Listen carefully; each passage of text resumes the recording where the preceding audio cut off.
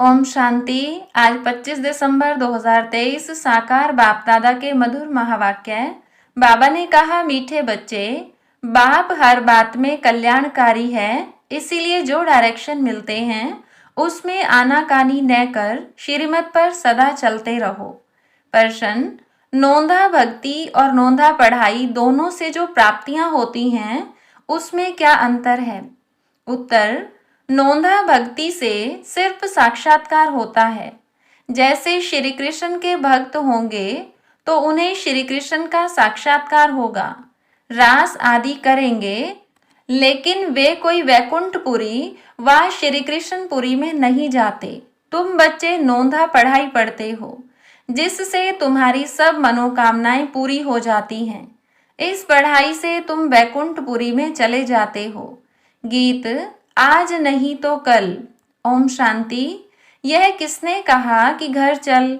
किसका बच्चा रूठ कर चला जाता है तो मित्र संबंधी आदि उनके पिछाड़ी जाते हैं, कहते हैं रूठे क्यों हो, अब चलो घर।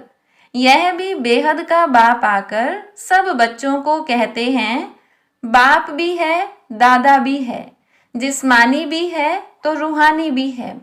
कहते हैं, हे बच्चे, अब घर चलो, रात पूरी हुई है, अब दिन होता है। यह हो गई ज्ञान की बातें।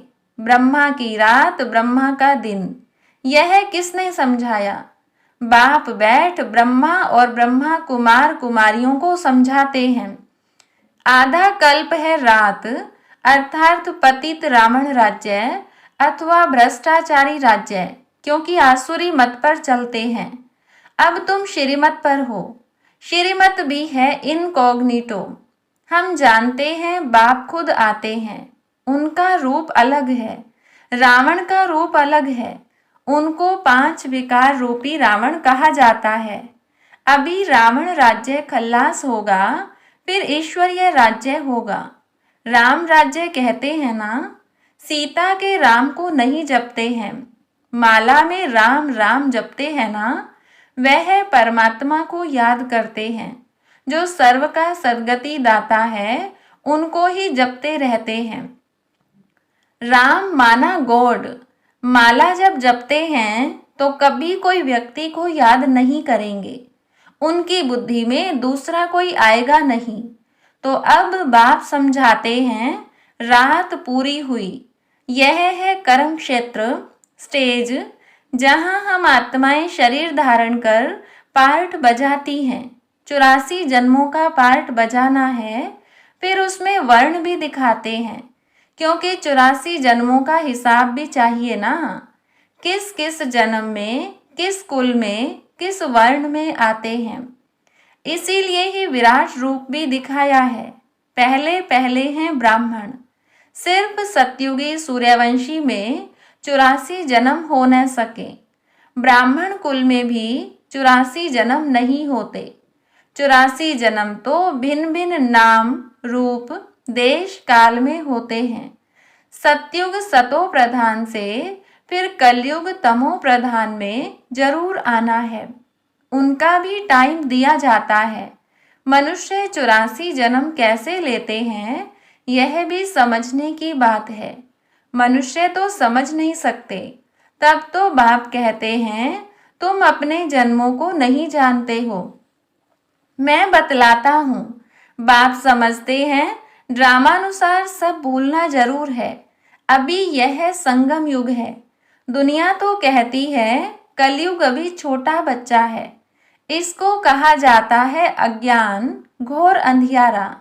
जैसे ड्रामा के एक्टर्स को मालूम होता है कि अभी नाटक पूरा होने में 10 मिनट हैं, यह भी चैतन्य ड्रामा है। यह कब पूरा होता है मनुष्य नहीं जानते। मनुष्य तो घोर अंधियारे में है। बाप कहते हैं, गुरु गोसाई, वेद शास्त्र, जप तप आदि से मैं नहीं मिलता हूँ। यह है भक्ति मार्ग की सामग्री। मैं तो अपने समय पर आता हूँ। जब रात से दिन बनाना है अथवा अनेक धर्मों का विनाश कर एक धर्म की स्थापना करनी है, जब सृष्टि चक्र पूरा हो तब तो मैं स्वर्ग की स्थापना करूं। झट से बादशाही शुरू होती है। तुम जानते हो, हम फिर कोई राजाओं के पास जन्म लेते हैं, फिर आहिस्ते आहिस्ते नई दुनिया बन जाती है। सब कुछ नया बनाना पड़ता है। बाबा ने समझाया है, आत्मा में पढ़ाई के संस्कार व कर्म करने के संस्कार रहते हैं। अब तुम बच्चों को आत्म अभिमानी बनना चाहिए। मनुष्य हैं सब देह अभिमानी। जब आत्म अभिमानी बने तब परमात्मा को याद कर सके। पहले पहले है आत्म अभिमानी बनने की बात। कहते भी हैं हम जीव आत्मा है, यह भी कहते हैं आत्मा अविनाशी है, यह शरीर विनाशी है। आत्मा एक शरीर छोड़ दूसरा लेती है, इतना भी कहते हैं, परंतु इस पर चलते नहीं। अभी तुम जानते हो आत्मा निराकारी दुनिया से आती है, उसमें अविनाशी पार्ट है। यह बाप बैठ समझाते हैं, पुनर्जन्म लेते हैं। ड्रामा तो हूबहू रिपीट होता है। फिर क्राइस्ट आदि सबको आना पड़ेगा, अपने अपने समय पर आकर धर्म स्थापन करते हैं। तुम्हारा अभी यह है संगम युगी ब्राह्मणों का धर्म। वह है पुजारी ब्राह्मण, तुम हो पूज्य। तुम कभी पूजा नहीं करेंगे, मनुष्य तो पूजा करेंगे। तो बाप समझाते हैं यह कितनी बड़ी पढ़ाई है, कितनी धारणा करनी पड़ती है। विस्तार से धारणा करने में नंबरवार हैं। नटशेल में तो समझते हैं बाबा रचता और यह उनकी रचना है। अच्छा, यह तो समझते हो ना, बाप है। बाप को सब भगत याद करते हैं, भक्त भी हैं, बच्चे भी हैं। भक्त बाबा कह पुकारते हैं। अगर भक्त भगवान हैं तो फिर बाबा कह किसको पुकारते हैं?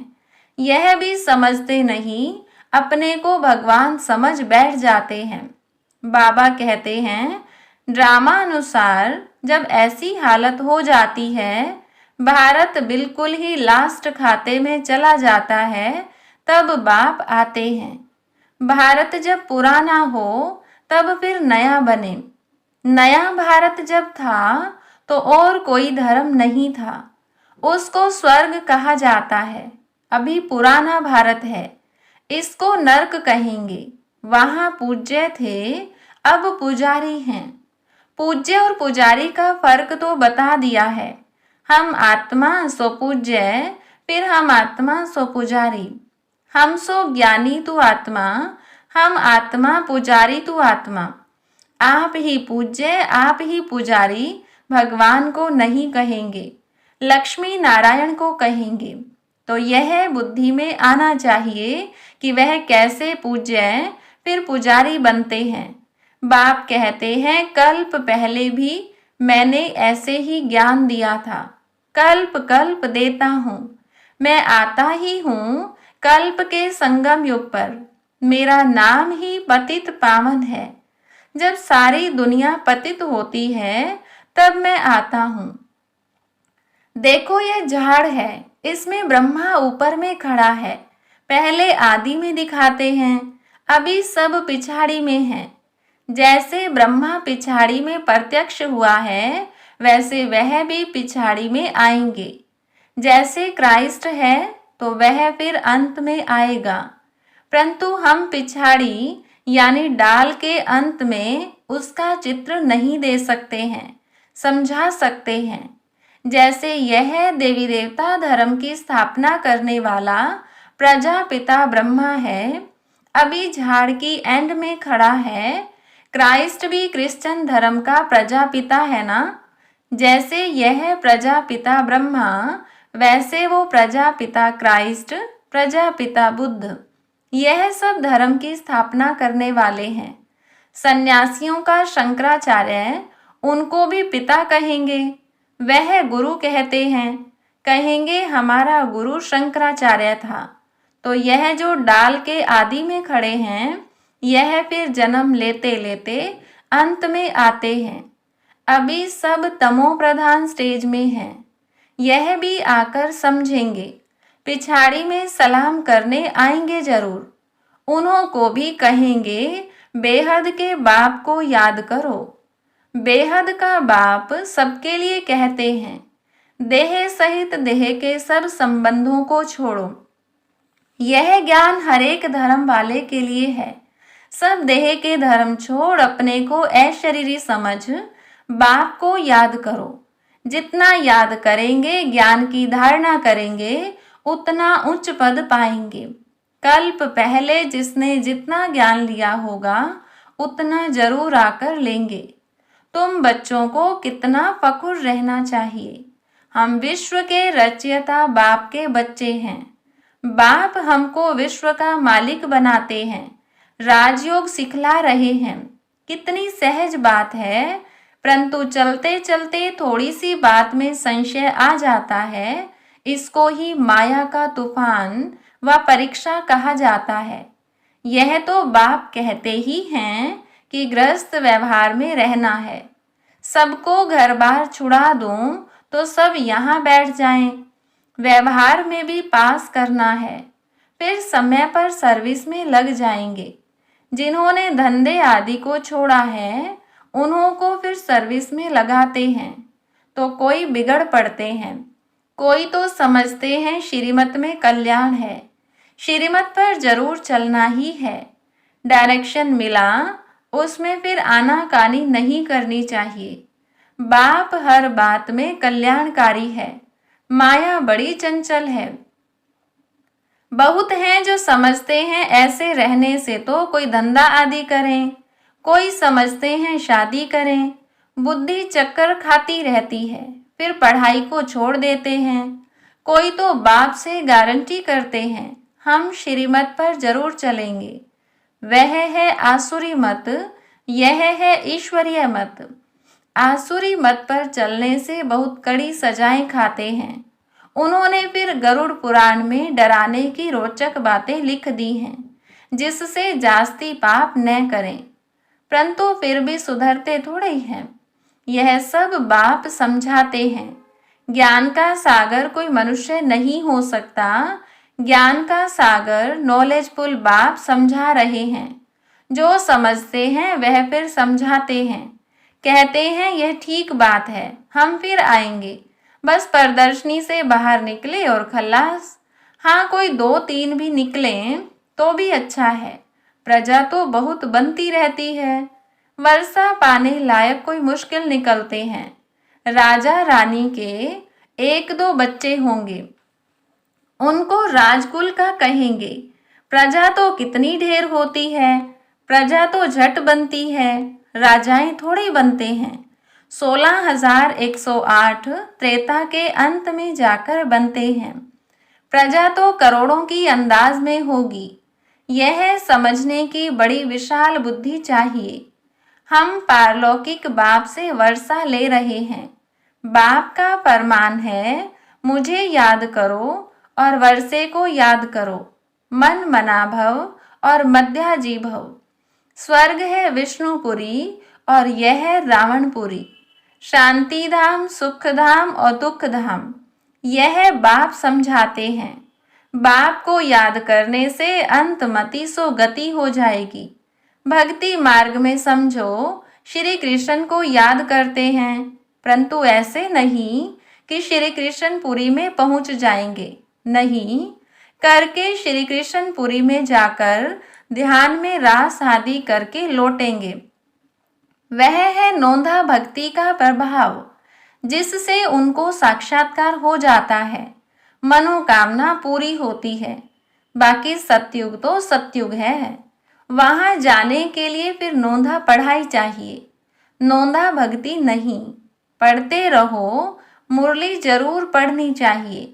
सेंटर में जरूर जाना है, नहीं तो मुरली लेकर घर में जरूर पढ़ो। कोई को कहा जाता है सेंटर जाओ, हर एक के लिए अलग अलग है। सबके लिए एक बात नहीं हो सकती। ऐसे नहीं, बाबा कहते हैं दृष्टि देकर खाओ तो बस, परंतु बाबा कहते हैं लाचारी हालत में और कुछ नहीं कर सकते तो दृष्टि देकर खाओ। बाकी सबके लिए थोड़े बाबा कहेंगे। जैसे बाबा कोई को कहते हैं बाइस्कोप में भले जाओ, परंतु यह सबके लिए नहीं है। कोई के साथ जाना पड़ता है तो उन्हें भी नॉलेज देनी है। यह हद का नाटक है, यह बेहद का नाटक है, तो सर्विस करनी पड़े। ऐसे नहीं सिर्फ देखने के लिए जाना है, शमशान में भी जाकर सर्विस करना है। अच्छा, मीठे मीठे सिकिलधे बच्चों प्रति माता पिता बाप दादा का याद प्यार और गुड मॉर्निंग। रूहानी बाप की रूहानी बच्चों को नमस्ते, रूहानी बच्चों की रूहानी बाप दादा को नमस्ते, गुड मॉर्निंग। धारणा के लिए मुख्य सार। पहली पॉइंट, बाप की हर बात में कल्याण है, यह समझ निश्चय बुद्धि होकर चलना है। कभी भी संशय में नहीं आना है, श्रीमत को यथार्थ रीति समझना है। दूसरी पॉइंट, आत्म अभिमानी रहने का अभ्यास करना है। ड्रामा में हर एक्टर का अनादि पार्ट है, इसीलिए साक्षी हो देखने का अभ्यास करना है। वरदान, सदा सेफ्टी की लकीर के अंदर परमात्म छत्र छाया का अनुभव करने वाले माया जीत भव। बाप और आप, यही सेफ्टी की लकीर है। यह लकीर ही परमात्म छत्र छाया है। जो इस छत्र छाया की लकीर के अंदर है, उसके पास माया आने की हिम्मत भी नहीं रख सकती। फिर मेहनत क्या होती, रुकावट क्या होती, विघ्न क्या होता, इन शब्दों से अविद्या हो जाएगी। सदा सेफ रहेंगे, बाप की दिल में समाये रहेंगे। यही सबसे सहज और तीव्र गति में जाने का व मायाजीत बनने का पुरुषार्थ है। स्लोगन, दिव्य गुणों के सर्व अलंकारों से सजे सजाए रहो तो अहंकार आ नहीं सकता। अच्छा, ओम शांति।